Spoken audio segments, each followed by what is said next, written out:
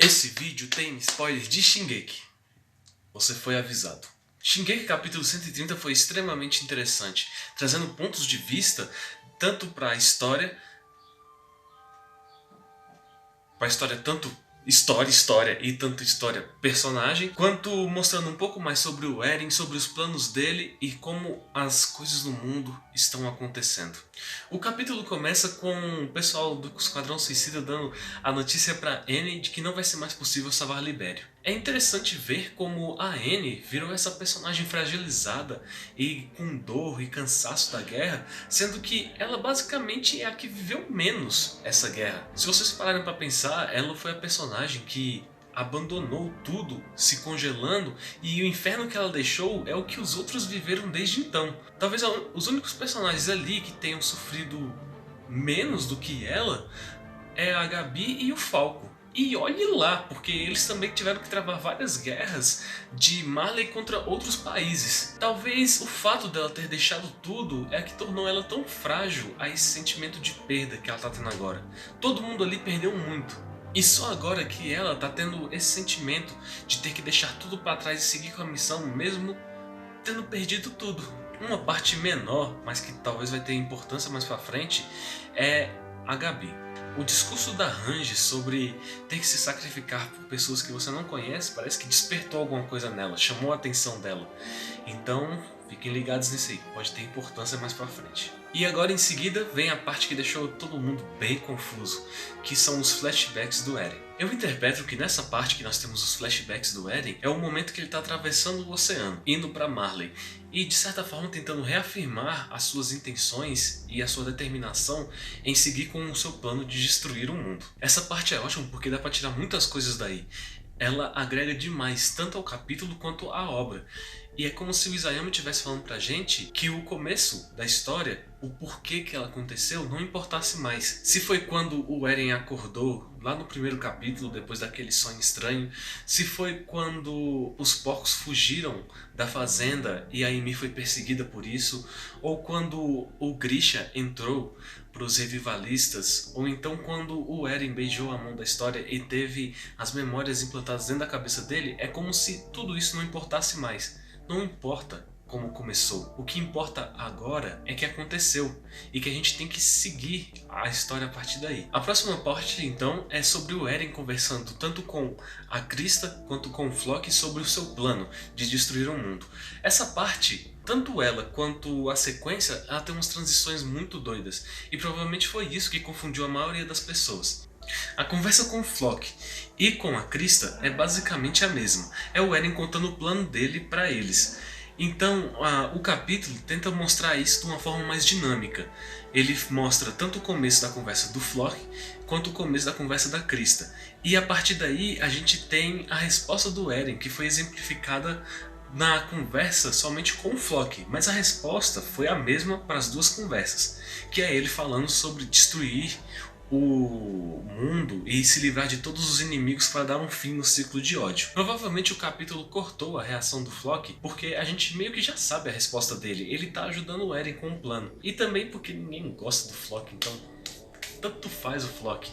É mais interessante a gente saber como a história reagiu. É interessante tanto para a narrativa da história quanto pra gente mesmo saber como a história encaixa nisso tudo, como a Krista encaixa nisso tudo, porque ela vem muito apagada desde capítulos anteriores e seria interessante pra gente saber mais ou menos o que ela pensa sobre isso e entender o porquê que ela vem agindo da forma que vem agindo. Mais à frente, o mangá usa do mesmo recurso para poder passar da conversa do Zeke para Krista e da Krista de volta para o Zeke. Nessa parte, as conversas são diferentes, ao contrário do que aconteceu com o Floch e a Krista. Só que, se vocês repararem, a conversa quando o Zeke fala da Mikasa e do porquê ela faz o que faz pelo Eren, ela corta para história, começando a pergunta dela, volta para o Zeke falando sobre o que ele ia fazer, então como ele ia reagir, e então nós temos a resposta do Eren pro Zeke.